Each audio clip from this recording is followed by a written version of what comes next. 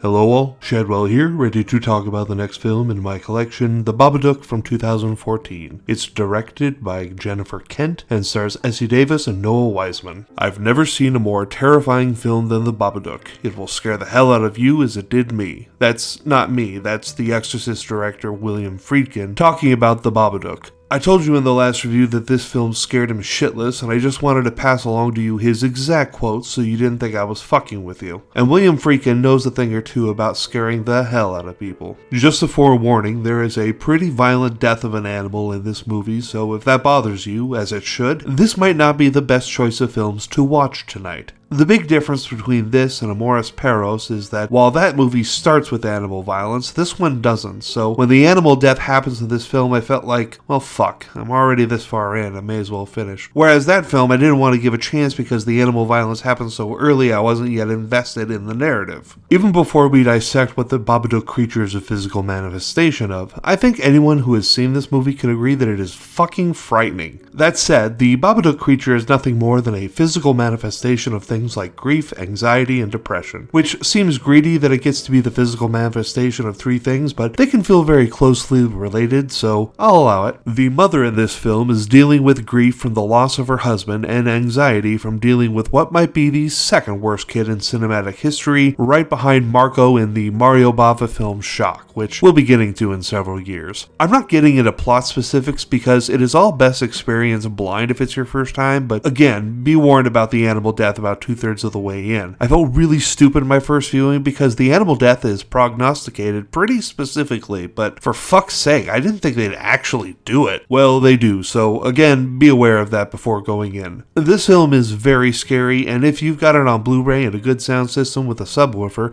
it can also be very loud. The great thing about this film is that there is so much to talk about after it, so watch it with a strong-stomached friend. I'm giving The Babadook an A-. It would have been an A, but it loses points for killing an animal. Join me tomorrow as I review the film Baby Driver, which is an Edgar Wright film without Simon Pegg or Nick Frost, which exist. That's tomorrow. See y'all then.